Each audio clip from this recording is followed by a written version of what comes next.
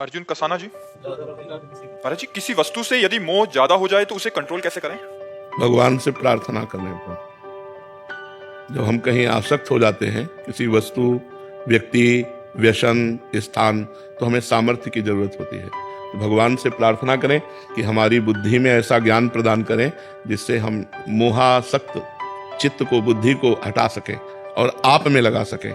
इसलिए नाम जप करें और भगवान से प्रार्थना करें। भगवान से प्रार्थना करने से सामर्थ्य मिलती है और नाम जप मन बुद्धि को वहां से हटने पर स्थान तो मिलना चाहिए। हम कोई वस्तु अगर इससे अपना मन हटाना चाहते हैं तो लगाएं कहाँ? अगर इस वस्तु से हटा, इस वस्तु में तो बात तो बराबर हो गई। तो वस्तु, व्यक्ति, स्थान से हटाकर भगवान के नाम में लगाएं और हटाने के सामर्थ्य भगवान से मांगें। भगवान विवेक दे देंगे, ज्ञान दे देंगे, वो बड़े कृपालु हैं। प्रार्थना कीजिए और नाम जप कीजिए, दो काम कीजिए जिससे हमारा मोहाशक्त चित्त या मन या बुद्धि भगवान में लगकर परमानंदमय हो जाए। नहीं तो ये मोह ही बार बार जन्म मरण का चक्र बुनता रहता है। हिरण से मोह हो गया भरत जी को, तो अगला जन्म हिरण का होना पड़ा। इसलिए अगर हमारा जिस व्यक्ति, वस्तु, स्थान से मोह हो जाएगा वो हमारे नए जन्म का हेतु बन जाएगा। जैसे मकान से मोह हो जाए तो छिपकली बनना पड़ेगा, उसी मकान में चिपके घूमो। धन से मोह हो जाएगा, सर्प बनना पड़ेगा। स्त्री से मोह हो जाएगा, स्त्री बनना पड़ेगा। हमारा जहां मोह हो जाएगा अंतिम समय जो चिंतन होगा वही हमें मिले। इसलिए हम भगवान से प्यार करें, भगवान का नाम जप करें, भगवान से प्रार्थना करें कि हमारा मन संसार में ना आसक्त होकर आप में आसक्त हो। शुभम जी। श्री हरिवंश महाराज जी, कुछ दिन तो दिनचर्या सही चलती है पर आलस्य व प्रमाद के कारण एक तार नहीं चल पाती। दिनचर्या कभी ना टूटे महाराज जी, इसके लिए क्या करना होता है? ब्रह्मचर्य की कमी और आहार की अशुद्धि, इन दो से दिनचर्या पे फर्क पड़ता है, अन्यथा नहीं पड़ता। महाराज जी, जैसे पिताजी का कार्य कहीं बाहर जाते हैं तो उनके साथ चले जाते हैं, तो उस हिसाब से कभी लेट आना होता है तो फिर लेट सोना होता है, तो उस वजह से पूरी आहार अगर पवित्र रहेगा ना तो हम लोग जैसे रात भर भी नहीं सोते तो अपनी दिनचर्या में कमी नहीं होगी। ब्रह्मचर्य की अगर वृत्ति ठीक है और आहार शुद्ध है तो सोना ना सोना उसमें कोई फर्क नहीं पड़ता। दिन में घंटा भर सो लिए तो रात्रि की अपनी दिनचर्या पूरी कर ली। जैसे महाराज जी, पिताजी का कार्य ऐसा है कि कभी 3 बजे आते हैं, कभी 1 बजे, या कभी सुबह का कार्य होता है तो जल्दी तो हमें अपनी दिनचर्या पे फर्क नहीं पड़ना चाहिए। 3 बजे आए, हम 6 घंटे सो लिए, 6 घंटे सो लिए, 6 घंटा सोना होता ना। 9 बजे उठे, अब हमारा 9 बजे से प्रातःकालीन दिनचर्या शुरू हो जाएगी। फिर महाराज जी को मन पूरा कह देता है कि वाह चलो अब तो आज तो काम करके आए हैं, आज थोड़ा नहीं, यही मन को ठीक करने के लिए ब्रह्मचर्य और भोजन, हमारी बात पर ध्यान दीजिए। ब्रह्मचर्य और आहार शुद्ध है तो आपकी दिनचर्या ठीक चलती रहेगी, और ब्रह्मचर्य ठीक नहीं, आहार शुद्ध नहीं तो प्रमाद स्थिति आ जाएगी और आपकी दिनचर्या बाधित हो जाएगी। शिल्पा शर्मा जी, उज्जैन से। राधे राधे महाराज जी, नए साधक की ऐसी क्या दिनचर्या होनी चाहिए जिससे ग्रस्त कार्य के साथ साथ भक्ति के मार्ग पर भी चल सकें, जिससे भक्ति में कोई पहली बात नाम को पकड़े, नाम को। दूसरी बात व्यभिचार को त्यागे। अगर पराई माता बहनों की तरह या पराई पुरुष की तरफ गंदी दृष्टि है और आप गृहस्थी में हैं और गंदे आचरण करते हैं तो भूल जाओ कि आप अध्यात्म में चल पाओगे। पापवंत कर सहज स्वभाव, भजन मोर ते भाव न काऊ, जो पै दुष्ट हृदय सोई होई, मोरे सन्मुख आव किशोर। अगर आप गंदे आचरण करोगे, पाप आचरण करोगे तो भगवान का भजन नहीं बनेगा। बातें भले भगवान की कर लो, आप भगवान के मार्ग में नहीं चल सकते। तो पहले हमको चाहिए कि नाम जप करके, नाम जप के प्रभाव से पापाचरण का त्याग करें। जो अधर्म आचरण है, जो पाप आचरण है, उनका त्याग करें और नाम जप करें। और जो हमें कर्तव्य मिला है वो भगवान की पूजा मान करके करें, तो गृहस्थी में रहते हुए भी भगवान की प्राप्ति हो जाएगी। गृहस्थी में रहकर जो पापाचरण होते हैं उनके कारण फिर भगवत प्राप्ति में बाधा पड़ जाती है। और गृहस्थी में नाना प्रकार के कार्य होते हैं, इसलिए हमारा मन उसमें बटता है तो भगवान का भजन नहीं होता। और गृहस्थी में धन की विशेष आवश्यकता होती है, इसलिए लोभ बढ़ जाने के कारण हम कुछ ऐसे कर्म कर बैठते हैं जो नहीं करने चाहिए। इन्हीं के कारण भगवान की कृपा से हम वंचित रह जाते हैं। नहीं, गृहस्थ धर्म सबसे बड़ा धर्म है। देखो, विरक्त जैसे अपने लोग हैं ना, पैदा कहाँ हुए? गृहस्थों के यहाँ तो पैदा हुए, आकाश से थोड़ी पैदा हुए। गृहस्थ धर्मावलंबी किसी न किसी गृहस्थ से, हमारे माता पिता गृहस्थ ही तो थे। अच्छा, हमारे वस्त्र कहां से मिल रहे हैं? गृहस्थों से। हमारा भोजन कहां से चल रहा है? गृहस्थों से। गृहस्थ आश्रम पशु पक्षी विरक्त सबका पोषण करते हुए अगर वो भजन कर रहा है तो बहुत जल्दी भगवत कृपा। पर गृहस्थी में ऐसे पाप होते हैं जो मानते ही नहीं कि हमसे पाप हो रहे हैं। जैसे गर्भ हत्या बड़ा भारी पाप है, भ्रूण हत्या बड़ा भारी पाप है, पराई स्त्री से व्यभिचार करना या पराई पुरुष से व्यभिचार करना बड़ा पाप है। पतिवंचक परपति रति करई, रौ रौ नरक कल्प सत परई। 100 कल्प तक रौ रौ नरक में उस स्त्री को जाना होता है जो अपने पति का त्याग करके दूसरे पुरुष, मतलब पति को धोखा देकर दूसरे पुरुष से संभोग करती, या जो अपनी पत्नी को धोखा देकर दूसरी स्त्री से संभोग। तो ये कुछ जो गलतियां हैं, अगर हम इन गलतियों को सुधार लें और नाम जप करें और अपने कर्तव्य को ही पूजा समझें, तो अलग से अगरबत्ती न जलाओ, अलग से आप आरती धूप बत्ती न करो, तो भी भगवान की प्रसन्नता आपको प्राप्त हो जाएगी। तुम नाम जप करो और पापाचरण का त्याग करो, तो नए साधक क्या, सबका जीवन मंगलमय हो जाएगा। प्रशांत कुमार जी। राधे राधे महाराज जी। महाराज जी, जब हमारा मन विचलित होता है व्यापार या पारिवारिक या अन्य कारणों से, तो हम अपने पास गंगा जी के शमशान घाट पर जाते हैं और वहां चिताओं को जलते देखते हैं, तो मन शांत हो जाता है। मतलब ऐसा क्यों? क्योंकि उस समय वैराग्य होता है। हमारी बुद्धि जब देखती है कि अंतिम निर्णय ये है, तब लगता है सब बेकार है यार। अंतिम निर्णय जब देखते हैं, इसी से तो महात्मा बुद्ध जी को वैराग्य हुआ था। जब उन्होंने देखा 100, तो उसको रुकवाया और कहा ये क्या है? बोले ये मनुष्य ही है, इसकी अंतिम दशाएं होती है। बोले जब अंतिम दशाएं होती तो अपना जीवन बर्बाद क्यों करे, परमात्मा की प्राप्ति में लगाए। तो फिर उन्होंने संन्यास लेकर के भगवान के चिंतन के प्रभाव से ब्रह्मबोध संपन्न महापुरुष हो गए। तो ये शांति मिलती है, ऐसा चिंतन करने से वैराग्य बढ़ता है, तो वैराग्य ही शांति मिलती है। त्यागात् शांत्यनंतरम, जब हम विषयों का चिंतन त्याग देते हैं थोड़ी देर के लिए ही सही, तो हमें शांति मिलती है। जैसे हम शयन में, नींद में जो हमें सुख मिलता है ना, वो विषय चिंतन त्याग का होता है। कोई चिंतन नहीं होता, गाढ़ सो गए तो हमारी इंद्रियां फ्रेश हो गई, हमको एक नई ताकत मिली। तो ऐसे हम जब भगवत चिंतन करते हैं तो हमारी इंद्रियों में बल आ जाता है, हम प्रसन्नता को प्राप्त होते हैं। और भगवत चिंतन होता कहाँ, संसार के चिंतन। देखो चुप बैठो तो संसार के चिंतन चल रहा है। मकड़ी जैसे जाल बुनती है, ऐसे मन जाल बुन रहा है। कोई व्यक्ति, कोई स्थान, कोई विषय चलता दिमाग में नजर आएगा, भगवान नहीं आएंगे। बड़ा विचित्र खेल है, भगवान में मन को लगाना होता है। इसलिए नाम जप करो, और जैसे ऐसे विचार है, ऐसे विचार हमको शांति प्रदान कर। किसी को 100 में जाते हुए या किसी की बहुत रोग दशा देखकर या मृत्यु दशा देखकर, इससे वैराग्य उत्पन्न होता है। सुनीता प्रदीप सोधान दिल्ली से।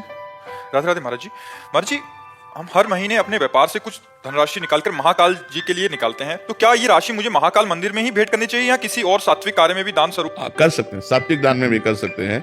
भगवान शिव सब रूपों में विराजमान है। जैसे कोई बीमार आदमी, गरीब आदमी अस्पताल में भर्ती है, दवा के लिए बड़ी समस्या है, अगर ऐसी खबर मिलती है तो हम और पैसे मिला करके भगवान शिव के नाम से जो रखे थे वो उसको दे देते हैं। जैसे जहाँ गौशालाओं में गौओं की सेवा की अव्यवस्था है, हम वहाँ गौशाला में दे देते हैं। अगर हम ऐसी व्यवस्थाओं में दे देते हैं, वो शिव पूजा ही मानी जाएगी, वो महाकाल की ही पूजा मानी जाएगी। वही सब रूपों में विराजमान है। सब चराचर जगत में माता पार्वती और भगवान शिव ही विराजमान है। जितनी स्त्री स्वरूप है सब देवी स्वरूप है, और जितने पुरुष स्वरूप है सब शिव स्वरूप है। अपने स्वरूप को न जानने के कारण ही ये गंदे आचरणों में फंस गए। सब जीव ही शिवा, शिव ही जीवा, वही है जो जीवा है वही शिवा है, जो शिवा है वही जीवा है, कोई अंतर नहीं है। महिमा सिंह जी। राधे राधे महाराज जी। महाराज जी, यदि मैं किसी ज्यादा गरीब को देखती हूँ तो रोना आता है और ज्यादा अमीर को देखती हूँ तो रोना आता है, तो महाराज जी इसका कारण क्या है? तो वैसे सबको चाहिए दुखी को देखकर दुखी हो जाना।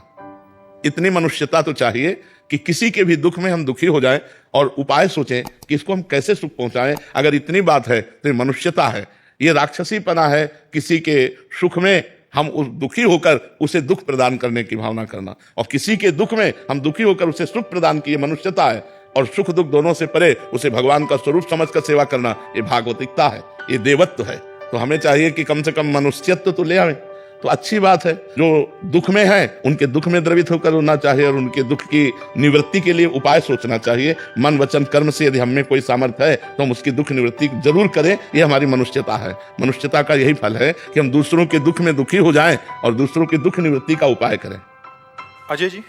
राधे राधे गुरु जी। राधे राधे महाराज जी। महाराज जी, मैं राधा कृष्ण जी का नाम जप करता हूँ और जब करते समय रात को सो जाता हूँ और सोने की अवस्था में भी जाप चलता रहता है, मुझे ऐसा आभास होता है महाराज जी। पर मैं अभिनय की लाइन में हूँ महाराज जी, एक्टिंग करता हूँ तो स्क्रिप्ट को याद करना होता है और सोचना बहुत पड़ता है महाराज जी कैरेक्टर के लिए, तो फिर नाम जप में व्यवधान आता है महाराज जी। ऐसे में हमेशा नाम चलता रहे, दोनों ही। उसे भी भगवान की पूजा मान लो। जो अभिनय कर रहे हो वो भी भगवान की पूजा मान करके एकाग्रता पूर्वक अपना ठीक अभिनय करो, चाहे वो जो भी अभिनय हो। वो भगवान ने संसार रूपी रंगमंच पर सबको अभिनय दे रखा है और आपको भी दे रखा है, तो अपने अभिनय को भगवान की पूजा मान लो। तो जैसे 2 घंटे हम अभिनय किया और 2 घंटे बाद हे श्री कृष्ण करुणामय कृपामय, ये 2 घंटे का समय जो संसार की लीला में गया वो मैं आपको समर्पित करता हूँ। तो एक कर्म समर्पण भी आपका भजन बन जाएगा। नहीं तो एकाग्रता तो अपने अपने कर्मों में करनी ही पड़ेगी, और जब एकाग्रता करेंगे तो नाम छूट जाएगा। जैसे पढ़ाई है या ऑफिस का कार्य है या कोई भी कार्य, जब हम एकाग्रता पूर्वक करते हैं तो भगवान का नाम का विस्मरण हो जाता है। तो उस समय हम उस कर्म को भी भगवान को समर्पित कर देते हैं, जिससे वो भजन बन जाता है। राहुल सोनी जी, सागर। राधे राधे महाराज जी। महाराज जी, पिछले 2 सालों से आपका सत्संग और एकांतिक वार्तालाप सुन रहा हूँ और आपके बताए मार्ग पर चलने का प्रयास कर रहा हूँ। महाराज जी, मेरे अंदर एक प्रश्न है कि गुरु से मिलना और गुरु में मिलना, इनमें क्या अंतर है? गुरु से मिलना और गुरु में मिलना। गुरु से मिलने के बाद गुरु की आज्ञा का पालन करके गुरु के द्वारा दिए हुए मंत्र और नाम में तन्मय हो जाना गुरु से मिलना है। समझ रहे हो? और जब हम भगवदाकार स्थिति को प्राप्त हो जाते हैं तो जो गुरुदेव वही हम, जो हम वही गुरुदेव, वो गुरु में मिल गया, वो गुरुमय हो गया। गुरु और शिष्य का भेद तब तक रहता है जब तक अज्ञान रहता है, और जहां अज्ञान निवृत्त हुआ तो जो गुरुदेव हमारी आत्मा है वही हमारे हृदय में स्फुरित हो जाते हैं। तो गुरु से मिलना और गुरु में मिलना, गुरु में मिलना का मतलब होता है सिद्ध पुरुष, और गुरु से मिलने का मतलब होता है साधक।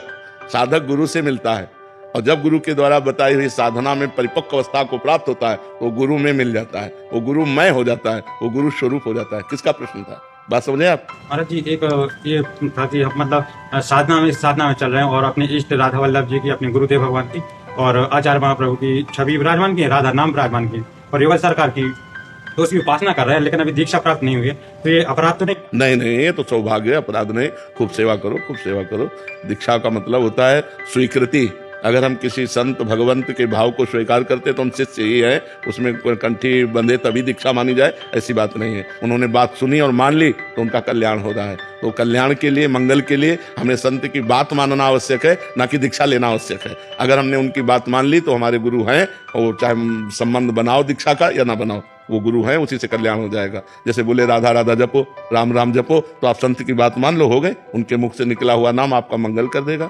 लता खत्री जी, जयपुर से। राधे राधे महाराज जी। महाराज जी, अच्छे कर्म का फल अच्छा और बुरे का बुरा, तो महाराज जी कर्मों से मुक्ति कैसे मिलेगी ऐसे में? भगवान की शरण में जाने से। सर्वधर्मान परित्यज्य मामेकम शरणम व्रज, भगवान करे। समस्त अधर्मों का त्याग करके धर्म को स्वीकार किया जाता है, और लोक धर्मों का त्याग करके भागवत धर्म स्वीकार किया जाता है। लोक धर्म में जैसे आप किसी के पिता हैं, किसी के पति हैं, किसी के पुत्र हैं, सब अपने अपने कर्तव्य। भगवान करे सर्वधर्मान परित्यज्य मामेकम शरणम व्रज, तो अहम त्वाम सर्व पापेभ्यो मोक्षयिष्यामि मा शुचा, मैं तुम्हें बंधन से मुक्त कर दूंगा। समस्त कर्म बंधनों से, जो हमें पाप और पुण्य के बंधन बंधे हुए हैं, ये भगवान की शरण में। शुभ अशुभ दुर्ग विध्वंस बल तब जयति जयति जग उच्चरे। ये संसार पर विजय वही प्राप्त करता है जिसके शुभ और अशुभ दोनों नष्ट हो जाते हैं, और वो भगवान करते हैं। इसलिए भगवान की शरण में होकर भगवान की लीला कथा सुनो, भगवान का नाम जप करो, सब में भगवत भावना करो, बुरे आचरण ना करो। इसी से सब कर्म बंधन भगवान की कृपा से नष्ट हो जाएंगे। जी, जय श्रीमन नारायण। एक है आज जगत गुरु रामानुज स्वामी, आज से 1008 वर्ष हो गए उनके प्रगट। उन्होंने 2 ही संदेश दिया, भगवत शरणागति, कैंकर्य लक्षण विलक्षण मोक्ष भाजो, रामानुजो विजयते यति राजा। तो वो सिद्धांत पर हम सब चल रहे हैं। तो आपका जैसा आदेश हो आगे। महाराज जी, भगवत आश्रय, भगवान नाम जप, बस 2 ही बातें हैं। भगवत कैंकर का मतलब भगवत आश्रय, भगवत आश्रय, मन वचन कर्म से भगवान का आश्रय लेना और निरंतर भगवान का नाम जप करना। बस 2 में ही बेड़ा पार है। 2 में जैसे पंछी आकाश में 2 पंखों से उड़ता है, ऐसे हम परमार्थ की जोरदार साधना कर लेंगे। भरोसा दृढ़, मम भरोस ही हरस दीना, दृढ़ भरोसा भगवान का हो, और नाम मंत्र जाप मम दृढ़ विश्वासा। खूब भगवान का नाम जप हो, इसी से सब साधनाएं अपने आप आ जाएंगी। सब मंगल में जिनका नाम जप करते हैं उनकी चर्चा सुनना अच्छा लगेगा, उनकी चर्चा करना अच्छा लगेगा, उनकी उच्छिष्टामृत पाना अच्छा लगेगा, उनका चरणामृत अच्छा लगेगा, सब साधनाएं आ जाएंगी। 2 बात पकड़ ले, एक दृढ़ भगवत आश्रय, अन्य आश्रय नहीं। एक भरोसो, एक बल, एक आस विश्वास, एक राम घनश्याम हित। चातक तुलसीदास, चातक की टेक की तरह अपने इष्ट की अधीनता स्वीकार कर ले, और वही कहीं कर दे, और नाम जप, बस इसी से सब हो जाएगा। श्रीमद् भागवत महापुराण पूर्ण 18,000 श्लोक विश्राम होने के बाद भी नाम संकीर्तन नामो दुख बहुत बहुत मंगलानुशासन, स्वस्थ रहे, दीर्घजीवी रहे, सबको आनंद प्रदान करते रही हमारा मंगलानुशासन। जय श्री जय हो पतित पावन। दंडोत। महिमा सिंह जी, राधे राधे महाराज जी। महाराज जी, मैं ये जानना चाहती हूँ कि जैसे सुबह सुबह इतने लोग दर्शन के लिए आते हैं, उनमें से कुछ यहाँ एकांतिक यहाँ भजन के लिए आते हैं, पर सब नहीं आ पाते, तो क्या बाबा आप उन सब पर कृपा कर देते हैं, या जिनकी ओर आप देख लेते हैं केवल उन्हीं पर दया दृष्टि होती है? क्योंकि बहुत सारी भीड़ आपको कृपा हमारी तरफ से नहीं होती, कृपा हमारे इष्ट की तरफ से होती है। हम जिनके दास हैं वो कृपा करते हैं। आप जिनके दास से मिलने के लिए आए, जिनके दास के दर्शन करने के लिए आए, स्वामी हिसाब करता है। हम तो हाथ जोड़े, जहाँ जिनको देख पाए, नहीं, वो सबको देख रहे हैं। वो शास्त्रों नेत्र वाले हैं, वो सबको देख रहे हैं। एक क्षण में अनंत ब्रह्मांडों को देख सकते हैं, तो वो सबको देखते हैं और वही हिसाब करते हैं। हर जीव के कर्म का वो हिसाब करते हैं। तो आप जिस भावना से आए हैं, जो भाव कर रहे हैं, हमारे मालिक, हमारे ईश्वर, हमारे प्रभु वही आपको मंगल करते हैं, वही आपको सुख प्रदान करेंगे। हमारी सामर्थ्य कहाँ है कि हम कृपा कर सकें? हम तो खुद कृपा के भिखारी हैं, प्रियालाल की कृपा के भिखारी हैं। उन्हीं की कृपा सब पर है, उन्हीं की कृपा से सबका मंगल होता है। हम किसी का मंगल कर सकें ऐसी हम में सामर्थ्य नहीं। हम खुद जिनके चरणों में अपने मंगल के लिए पड़े हैं, उन्हीं मंगल भवन से सबका मंगल होता है और वो सबको देखते हैं और सब पर कृपा करते हैं। बबली रानी जी हरियाणा से। राधे राधे महाराज जी। महाराज जी, क्या हमारे जीवन में आने वाली अनुकूलता एवं प्रतिकूलता में हमारे निवास स्थान का विशेष महत्व रहता है? नहीं, कर्म निवास का कोई नहीं। कर्म ऐसी कोई भूल में ना रहे, ऐसा नहीं। उसमें हमारा कर्म प्रधान होता है। अगर हमारे कर्म अच्छे हैं ना, तो इस स्मशान में भी बैठकर हम परमानंद में डूब जाएंगे। और हमारे कर्म खराब हैं तो सोफा में भी बैठकर जलेंगे, एसी रूम में भी बैठकर जलेंगे। तो हमको कर्म ठीक करने चाहिए, कर्म सुधारने चाहिए। ये सब बाहरी बातों पर नहीं लगना चाहिए। हमारे कर्म का आप देखो, निवास स्थान कितना बढ़िया वृंदावन, इससे बढ़िया कोई निवास स्थान होगा त्रिभुवन में? इससे बढ़िया कोई निवास स्थान होगा? भगवान का धाम है। पर क्या यहाँ दुखी लोग नहीं है? क्या यहाँ परेशान लोग नहीं है? क्या यहाँ काम क्रोध की लीला नहीं हो रही? सब हो रहा है, संसारिकता में सब हो रहा है। तो जो जैसे कर्म, अब जो केवल प्रिया प्रीतम का भजन कर रहे हैं, प्रिया प्रीतम में चित्त जोड़े, उनको आनंद का अनुभव हो रहा है। जो संसार में चित्त जोड़े, काम क्रोध लोभ से परेशान हो रहे हैं, चिंता शोक भय उद्विग्नता, ये उनको परेशान कर रहे हैं। तो हमारी बात को समझना, अगर निवास स्थान के प्रभाव से दुख या सुख की प्राप्ति हो, तो वृंदावन वास से सबको परमानंद की प्राप्ति होनी चाहिए, क्योंकि ये परमानंदमय धाम है। नहीं हो रही? आप देख लो, बैठे तो हो, तुम भी तो बैठे हो। परमानंद की अनुभूति होगी आपके चिंतन से, आपके कर्म से। अच्छे कर्म करोगे सुख मिलेगा, बुरे कर्म करोगे दुख मिलेगा। आज नहीं तो कल मिलेगा। और भजन करोगे तो परमानंद मिलेगा। यहां नहीं, जो तुम्हें सबसे निकृष्ट गंदा स्थान बताया जाए कि ये स्थान, वहां बैठ जाओ और राधा राधा राधा राधा। अगर आपको परमानंद का अनुभव ना हो तो मुझे बताना। तो स्थान का थोड़ा सहयोग तो मान सकते हैं कि शांत वातावरण है, भागवतिक है, तो हमारा भजन में ज्यादा रुचि होगी। लेकिन सुख दुख विपत्ति संपत्ति हमारे कर्मों के प्रभाव से, इसका स्थान से कोई ताल्लुक नहीं है। ओम दीक्षित जी। राधे राधे गुरु। राधे राधे महाराज जी। महाराज जी, मेरा प्रश्न है कि अगर हमारे अंदर भाव ना हो और केवल हम वाणी से कहें और रटते रहें कि श्री जी मेरे हैं, श्री जी मेरे हैं, तो क्या श्री जी हमें भाव आ जाएगा? यहाँ का एक जादू है, तुम करके देखना। किसी एक ऐसे व्यक्ति से जिससे बिल्कुल प्यार नहीं है, और उसे रोज कहो मैं तुम्हें बहुत प्यार करता हूं, तुम्हारे बिना जी नहीं सकता, रोज एक बार कहो, और 2 महीना के बाद देखो उससे हटके अगर ऐसा लगने न लगे कि मैं उसके बिना जी नहीं सकता, तो हमें बता देना। भृंगी कीड़ा एक कीड़े को लाके अपने मिट्टी के घरौंदे में रखता है और ऐसे डंक मारता है, और भन, तो जो डंक मारने से उसकी पूरी एकाग्रता उस भृंगी की तरफ जाती है, और भन, वो उसी का चिंतन करने लगता है। बिना शरीर छोड़े अन्य जाति का कीड़ा भृंगी कीड़ा बन जाता है। यदि हम ये कहते रहे कि हे प्रभु मैं आपका हूं, झूठी से कह रहा हूं, तो सच्ची एक दिन महान भक्त बन जाएगा। करके तो देखे, करके तो देखे ऐसा। महाराज जी, श्री जी लायक मतलब हम बन नहीं पा रहे, भावनी और अगर करे वाणी से कहे श्री जी। लोहा कभी मुकुट बन के देवताओं के नहीं लग पाता, लेकिन पारसमणि छू जाए, अगर पारसमणि छू जाए तो लोहा तत्काल सोना बन जाए और देवताओं के मुकुट पर बन। तो ऐसे ही हम लोहा की तरह हैं। संत कृपा, भगवंत कृपा से यदि नाम जब चलने लगे, तो हम पारसमणि रूपी नाम का स्पर्श होते ही हम भगवान के योग्य हो जाएंगे। जो पापी, व्यभिचारी, नीच आचरण वाले थे, जिनसे संभाषण भी करना पाप है, ऐसे ब्रह्म ऋषि बन गए, ऐसे महात्मा बन गए भगवान के नाम के प्रभाव से। तो हम भगवान का नाम जब करें, हम में कोई योग्यता नहीं, लेकिन नाम भगवान की कृपा से वो सब सद्गुण आ जाएंगे जिससे भगवान प्रसन्न होते हैं। हम खूब नाम जप करें। निमिष शाह जी मुंबई से। राधे राधे महाराज जी। महाराज जी, मेरा ये प्रश्न है कि क्या रोज की दिनचर्या ही जीवन है कि सुबह उठे, खाए पिए, रात तक काम किया, फिर आए, सो गए, फिर आगे की जिंदगी का महाराज जी क्या मायने, क्या उद्देश्य है? यही जब विचार करोगे तो आपको एक रास्ता मिलेगा जिसका नाम अध्यात्म है। आखिरकार क्या है, कब तक जिएंगे? रोज की शाम हमारी आयु को तो नष्ट कर रहे। अब जो कल की शाम गई, जितने मिनट जितने सेकंड हमारी आयु में थे, माइनस हो गए। अब आज फिर माइनस शुरू है। आखिरकार हम मृत्यु के नजदीक पहुंच रहे हैं। तो खा करके, कमा करके हम अब केवल अपनी केवल आयु ही तो नष्ट कर रहे हैं। लाभ क्या ले रहे हैं? वो लाभ है भगवान का भजन, वो लाभ है भगवान का चिंतन। यदि हम आज एक एक श्वास राम राम बोले, राधा राधा बोले, कृष्ण कृष्ण बोले, हरि हरि बोले, तो आज की कमाई पक्की हो गई। अब ये त्रिभुवन में कभी नष्ट होने वाली नहीं, त्रिकाल में कभी नष्ट होने वाली नहीं। भगवान के नाम के प्रभाव से हमारी दुर्गति रुकेगी और हमारी सदगति होगी। अगर नाम जप नहीं चल रहा तो बिल्कुल आयु व्यर्थ जा रही। बिल्कुल आयु व्यर्थ जा रही है। ये दुर्लभ देह तभी सार्थक है। हमारा एक जैसे आपका चिंतन आया ना, ऐसे ही गाढ़ चिंतन हो जाए तो आप भयभीत हो जाएंगे कि आखिरकार जिंदगी है क्या, मतलब क्या रहा, इसके बाद मर गए, फिर कुछ योनि में गए, फिर खाओ जियो मरो, बस इतना ही, क्या यही जीवन का लक्ष्य है? तो जब ये बात आती है तब अध्यात्म का रास्ता निकलता है। महाआनंद, पूर्णानंद, परमानंद, इस शरीर के राग से रहित, आवागमन से मुक्त, समस्त कामनाओं से विनिवृत्त कामा, अध्यात्म नित्या विनिवृत्त कामा, द्वंद्व विमुक्ता, सुख दुख संगई, गच्छन्त मूढ़ा पदमभ्यम तद, वो अव्यय पद, परम पद को प्राप्त हो जाता है जो भगवान का नाम जप करता है, भगवान की आराधना करता है। तो बच्चा, भगवान का सुमिरन करना ही जीवन की सार्थकता है। नहीं कहे हनुमंत विपत्ति प्रभु सोई, जब तो सुमिरन भजन न हुई। सुमिरन भजन हो रहा है, बहुत बढ़िया जीवन कट रहा है, चिंता करने की जरूरत नहीं। सुमिरन भजन नहीं हो रहा तो व्यर्थ जीवन जा रहा है। किसी भी भोग को कितनी भी बार भोग लो, बार बार वही तृष्णा। आप देखो ना, भोगे हुए भोग को पुनः पुनः भोगने की वृत्ति का नाम तृष्णा है। सुने हुए भोगों को भोगने की इच्छा का नाम कामना है। तो बार बार वही कामना तृष्णा, बस ये खा लो, वो खा लो, ये भोग लो, वो देख लो, वो देख, तो हमारी आयु व्यर्थ जा रही है। राधा राधा राधा कहते हुए हम पा रहे हैं, क्योंकि पाना पड़ेगा। जो भगवान ने दिया वो भगवान को अर्पित करके नाम जप करते हुए पा रहे हैं। जो भगवान दृश्य दिखा रहे हैं, सब में भगवान की माया, भगवान की लीला देख रहे हैं, नाम जप कर रहे हैं, बढ़िया जीवन चल रहा है। आयु उसकी नष्ट नहीं होती, उसकी आयु सार्थक होती है। तभी हम कहते हैं जो लोग बर्थडे मनाते हैं उन लोगों को सोचना चाहिए कि 1 वर्ष माइनस हुआ, अब हमारा जीवन कितना मुझे पता नहीं, और 1 वर्ष माइनस हो गया तो मुझे विचार करना चाहिए कि इस 1 वर्ष में मैंने क्या महत्वपूर्ण कार्य किया। हम अपने देश के लिए क्या किया, अपने माता पिता के लिए क्या किया, अपने लिए क्या किया। तो हम उत्सव किस बात का मनाएं?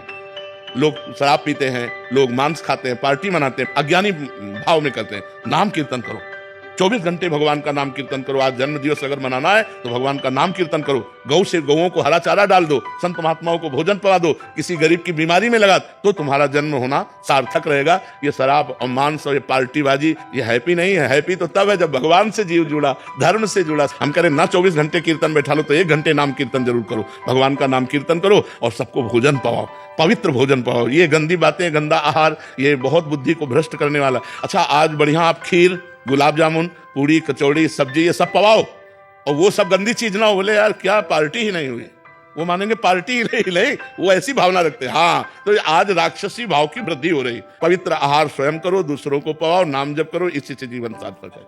हमारा जो मन है वो इस संसार में राजी हो गया है। संसार के भोग, संसार की धन संपत्ति, रिश्ते नाते, और इसमें राजी होकर भगवान को भूल गया है।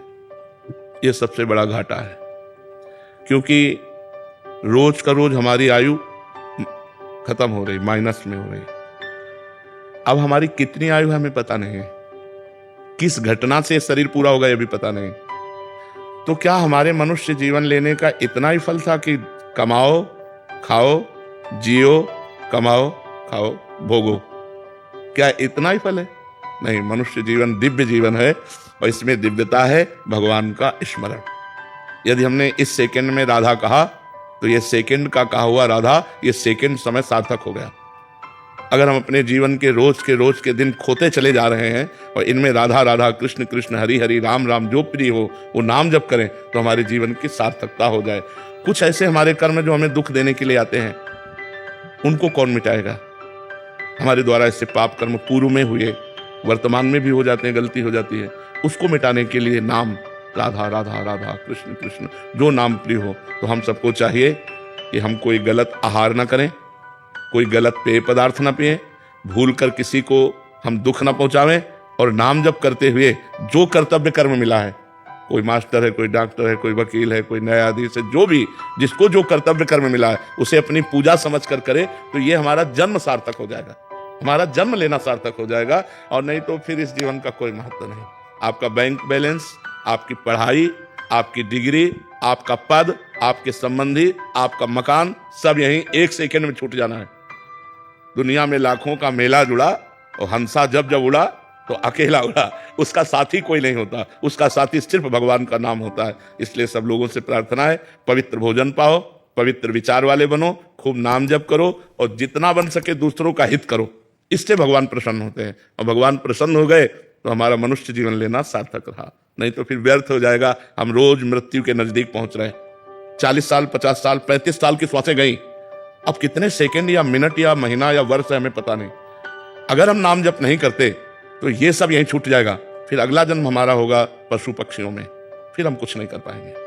अगर मनुष्य जीवन में हम अब कुछ ना कर पाए, प्रायः लोगों की बुद्धि केवल वर्तमान भोग में रहती है कि आज का जीवन हमारा सुखी है, कल किसने देखा है? नहीं, बुद्धिमान वही है जो आज का भी सुख देखे और कल के सुख की व्यवस्था करे। आज आप जिस सुख में आ गए हैं मनुष्य जीवन में, इससे बड़ा कोई सुख नहीं है। बड़े भाग मानुष तन पावा, सुर दुर्लभ, सदगण देवताओं के लिए भी दुर्लभ है। क्या हम सुअर कुत्ता बनकर के सुखी हो पाएंगे? जब हम मनुष्य बनकर सुख ना ले पाए तो सुअर कुत्ता बनकर ना तो भजन कर पाएंगे ना सुखी हो पाएंगे। तो अन्य योनियां जो 83,99,999 योनियां हैं, उनमें किसी में इतना विवेक जागृत नहीं जितना मनुष्य में जागृत है। तो हम भगवान का भजन करके, तीर्थयाटन करके, सत्कर्म करके ऐसे कमाएं कि हमें फिर अगला मनुष्य जन्म मिले और फिर हम अच्छा कार्य करें, अपने देश के लिए, अपने समाज के लिए, अपने विश्व के लिए मंगल विधान करें, तो हमारे मनुष्य जीवन की सार्थकता है। मनीषा जी। राधे राधे महाराज जी। महाराज जी, जब आप स्वस्थ थे तब प्रभु ने कोई विशेष व्यवस्था नहीं की, अब जब उन्होंने सब व्यवस्था कर दी तो हाँ, स्वास्थ्य वही का बात है ना कि जब खाने के लायक थे तब खाना नहीं था, और जब खाने लायक नहीं है तो सब व्यवस्थाएं कर दी है। पर बड़ी कृपा है भगवान की कि ऐसी परेशानियों के बीच में भी वो अपनी शरण में रखे हैं, अपने चरणों में रखे हैं और चर्चा हो जाती है भगवान की। ये बड़ी कृपा है। महाराज जी कह रहे हैं कि प्रभु जब इतना भारी प्रारब्ध महाराज जी हो सकता है तो अपने बच्चों की जरूरतों के समय उनकी पूरी क्यों नहीं करते? महाराज जी जब चाहिए था तभी दे देते।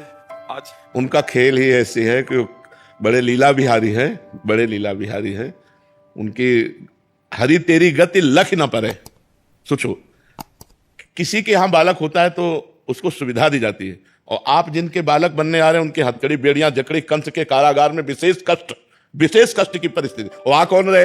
अखिल लोक ब्रह्मांडों के स्वामी आ रहे और देवकी वसुदेव के हाथ पैर में बेड़ियां जकड़ी हुई है और दुष्ट राक्षसों का कड़ा पहरा है कंस का।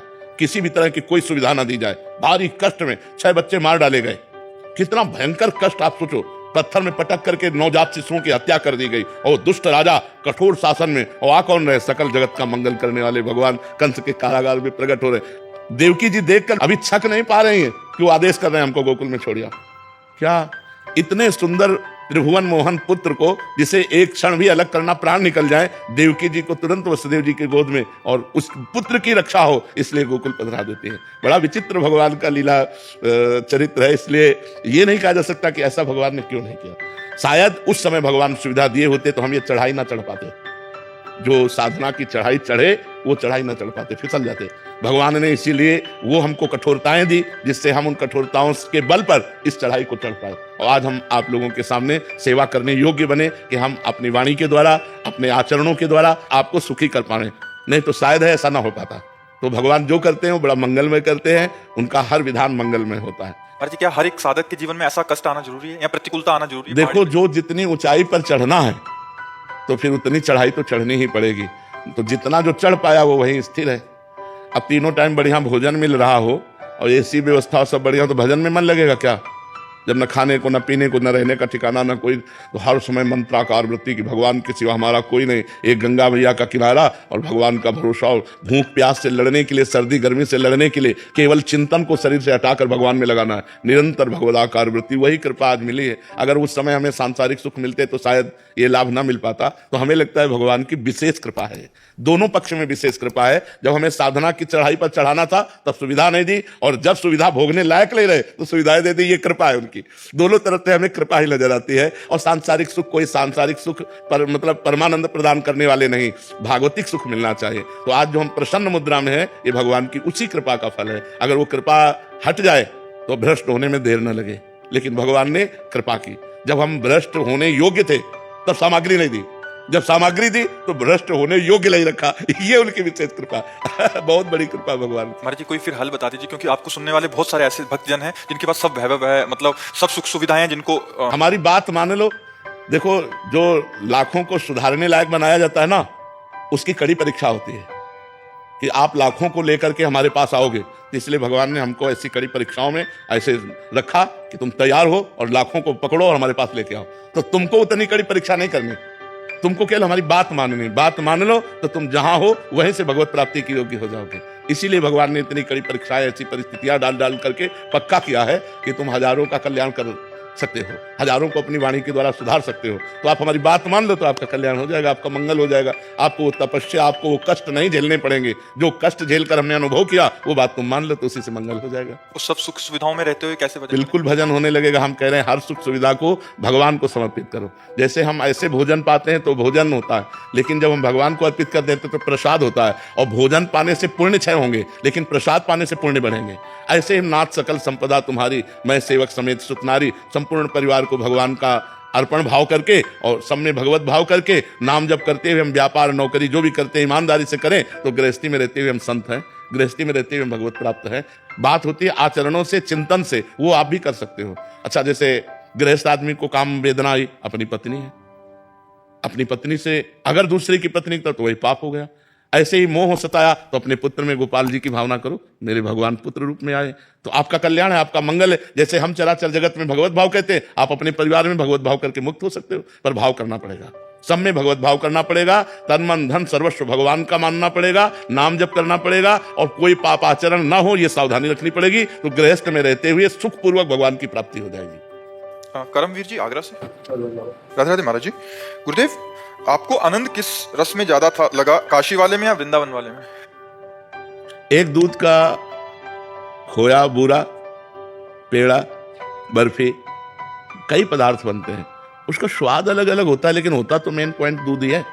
चाहे शिव का हो चाहे श्याम का हो, वो ब्रह्म तो एक ही है ना, उसका रसास्वादन अलग है। नहीं, दूध की बर्फी का और खोया को चीनी से बोर करके ऐसे पाना, और पेड़े अलग अलग उसके कई पदार्थ बनते हैं, तो स्वाद विशेष बदल सकता है, लेकिन तत्व तो वही रहता है ना, दूध ही। ऐसे ही परमात्मा एक है, चाहे राम कहो चाहे श्याम कहो चाहे शिव कहो चाहे दुर्गा कहो चाहे जो भी कहो, परमात्मा एक है, उसका स्वाद। अब जैसे नाम कीर्तन कर रहे हैं, इसका स्वाद अलग है, ध्यानस्थ होकर मंत्र जप रहे हैं, इसका स्वाद अलग है उसी परमात्मा का, और उसकी कथा सुन रहे हैं उसका स्वाद अलग है, उसकी सेवा कर रहे हैं उसका स्वाद अलग है, उनके सामने हम नाच रहे हैं उसका स्वाद अलग है, लेकिन है वो सब परमानंद भगवान का ही स्वाद। अब भगवान शिव का जो स्वरूप है और भगवान श्याम सुंदर का जो स्वरूप है, तत्व तो एक है, लेकिन दोनों का अलग है। जब हम रसास्वादन की बात करते हैं तो स्वयं भगवान रास रस का रसास्वादन करने के लिए शिव जी गोपीश्वर बनकर वृंदावन में रास में प्रवेश करते हैं और चुनरी ओढ़कर रास का रसास्वादन करते हैं। तत्व तो एक है, लेकिन जब स्वाद की बात करते हैं तो जो रज शिव सनकादिक याचत, सो रज शीस चढ़ाऊं किशोरी तेरे चरणन की रज पाओ। तो वही भगवान शंकर कृपा करके हमको भेजे और किशोरी किशोर जी की सेवा में। तत्व तो एक है, रसास्वादन अलग अलग है। अब जैसे श्याम लीला और रामलीला, बड़ा अंतर है, बड़ा अंतर है। गंभीर मर्यादा, बिल्कुल कहीं इतनी भी मर्यादा का, वही राम है वही श्याम। प्रेम की एक अपनी मर्यादा होती है, ये प्रेम लीला अवतार लीला पुरुषोत्तम है और वो मर्यादा पुरुषोत्तम है, वहां एक, पर लीला में बड़ा अंतर है। प्रेम लीला स्वक्षण, प्रेम की एक अपनी मर्यादा होती है। वंशीनाथ की आई ब्रजनारी सुनत बंसी रो, गृहपति बंद विसारे, दर्शन मदन गोपाल मनोहर, मनसी ताप निवारे। हर्षित बदन बंक अवलोकन, सरस मधुर धुनि गावे, मधुमय श्याम समान अधर धर, मोहन वेणु बजावे। रास रचिव बन माही, बिमल कलप तरु छाही, बिमल कलप तरु तीर सुपेशल, शरद रैनवर चंदा, शीतल मंद सुगंध पवन बाय, तहां खेलत नंद नंदा।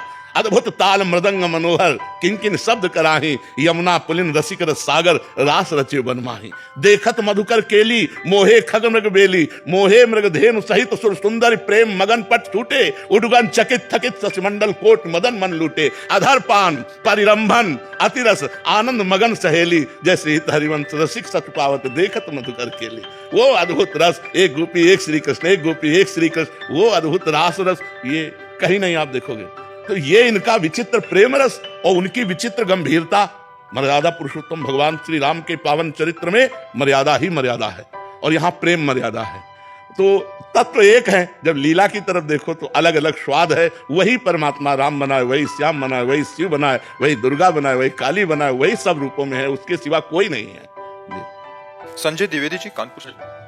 राधे राधे महाराज जी। पहलगाम आतंकवादी हमला जो हुआ था, इनके पुत्र उसमें शहीद हो गए। महाराज जी कह रहे हैं कि हम धर्म से और श्रेष्ठ कार्य भी करते थे, पर ईश्वर द्वारा ऐसी घटना हुई तो बहुत अंदर व्यथित मन है महाराज जी, इसलिए। हाँ, मन तो व्यथित हो ही जाएगा। बड़े बड़े सूरवीरों का हो गया। जब अभिमन्यु जी पधारे तो अर्जुन जी की हालत खराब थी। अर्जुन जी को भगवान स्वयं समझा रहे थे, फिर भी वो व्यथा को प्राप्त हो रहे थे, क्योंकि पुत्र प्रेम पिता के हृदय में जो होता है जब उसका पुत्र वियोग को प्राप्त होता है तो वही हृदय जानता है। अपने लोग तो सहानुभूति के वचन बोल सकते हैं, लेकिन जिसके हृदय में होता है उसका हृदय जानता है। पर अब ये जो होना है वो होके रहेगा। तो अब आप देखिए उन्हीं जीवों का वहां पहुंचना हुआ जिनका प्रारब्ध संपन्न हो चुका था। अब वो निमित्त कुछ भी बने, आज तक कभी किसी ने काल को दोषी नहीं कहा। मारता सबको काल है, काल को कोई दोषी। अब काल वो विविध रूप धारण कर लेता है, एक्सीडेंट, हार्ट अटैक या कुछ भी जो भी, लेकिन आयु जब पूरी है तो वो पूरी हो जाती है। तो हमें लगता है यद्यपि इस ज्ञान से हृदय का दर्द कम नहीं हो जाएगा, पर हमको ये ज्ञान धारण करना पड़ेगा कि जब जहां जिसकी जैसी हो भवतव्यता तैसी बने सहाय, आप न आवे ताहि पे ताहि तहां ले जाए। अब आप देखो, अगर एक दिन ना जाते, एक दिन पीछे हो जाते, घटना बच जाती, लेकिन उसी समय जहां जो कुछ लीला होनी है वो लीला। तो इसलिए धैर्यवान बनो, हृदय को। बहू है, पत्नी 2 महीने पहले विवाह हुआ था इसका। नहीं, हम व्यथित हैं, हम भी कई दिन तक व्यथित रहे। जब ये घटनाएं सुनी ना कई दिन तक, तो आप तो वहां उपस्थित होगी। जिसके आंखों के सामने कहा तो सब पत्नियों के सामने तो पूछ के मारा था कि अगर हिंदू हैं तो बोलो। इसके बगल मारे सब पूरा ब्लड से नहा गए थे। आधा बड़ी, वो तो दृश्य ही इतना भयानक होगा कि कैसे, मतलब हम 2 साल से हम भी आपके हम लोग भी वो 11 लोगों में से गए थे और पहले स्टेज पे पहुंच करके आपका कृपा चाहे जो भी हो, साथ में हम भी थे, लेकिन माध्यराज से लौट आए थे। अच्छा नहीं लग रहा था वहां जाने में, तो अपने काम बैठे बेटा तुम लोग क्या आने। अब तो धैर्य धारण करना पड़ेगा बच्चा, वो तो। लेकिन तुमने वो दृश्य देखा है, वो कितना भयानक दृश्य होगा जिस दृश्य को आपने अपने सामने देखा कि अपना जीवन साथी। हम लोग के दिमाग से जाता ही नहीं। हमारे गुरु रमणीय तिवारी महाराज हमारा नाम जप करते मेरे चेहरा। हाँ बिल्कुल, नहीं आप चर्चा कर रहे तो हमारा हृदय व्यथित हो रहा है। वो कई दिन व्यथित रहा, जो हमने घटना सुनी कई दिन व्यथित रहा। जैसे आप फिर ताजा हो गया। आप तो दृश्य देखे हैं और आपके तो पति गए हैं, पुत्र गए हैं, अपने लोग तो केवल सुनकर तो भी हृदय व्यथित हो जाता है। पर आपको धैर्यवान बनना चाहिए। हम लोग का मन बहुत नहीं, अब धैर्यवान बनो। रोने से या व्यथित होने से, डिस्टर्ब होने से अब हाथ तो कुछ लगेगा नहीं। अपना स्वास्थ्य कमजोर होगा, अपना चिंतन बिगड़ेगा। इसलिए नाम जप करो, धीरे धीरे इस दुख को हटाने की कोशिश करो। यद्यप बहुत कठिन है, हम फिर भी कह रहे हैं बहुत कठिन है। बड़े बड़े धर्मात्मा पुरुष व्यथित हो गए हैं इन कार्यों में। भगवान का 14 वर्ष का जीव ही वनवास का कई दिन दृढ़, तो भगवान के वियोग में दशरथ जी के प्राण चले गए। हा राम कह करके अपने प्राण। तो ये पुत्र प्रेम, जब लक्ष्मण जी को वीर घातनी शक्ति लगी तो राम जी चिल्ला के रो रहे थे कि अगर मैं ऐसा जानता तो पिता के वचन न मानता। तो भ्रातृ प्रेम, पुत्र प्रेम, ये ऐसे प्रेम है जो हमारे हृदय को व्यथित कर देते। पर हम भगवान से मनाएंगे कि आप लोगों को धैर्य दे, आप लोगों को सुख प्रदान करें और आप सुखपूर्वक जिए। आप इस तरह के चिंतन में अगर और बढ़ते चले गए तो डिप्रेशन में पहुंच जाएंगे, परेशान हो जाएंगे। अब थोड़ा हिम्मत कीजिए, धैर्य कीजिए। हमें भी हृदय से व्यथा है, पर अब उस व्यथा की पूर्ति कर नहीं सकते। अब वो ऐसी कोई सामान तो है नहीं जो बाजार से लाके दी जा सके। एक बार जो आकृति मिट गई वो सृष्टि में दोबारा चाहे लाख कोशिश करो वो मिलने वाली नहीं है। अब वो पुत्र मिलने वाला नहीं, चाहे हम तुम दिन भर बैठकर रोएं या दिन भर बैठकर भगवान से प्रार्थना करें, अब वो दोबारा नहीं आ सकता। तो हमें चाहिए धैर्यपूर्वक नाम जप करें और अपने हृदय को संतुष्ट करें। भगवान की बड़ी विचित्र लीला है, बड़ी विचित्र लीला है। मतलब इसमें कुछ कहा नहीं जा सकता है।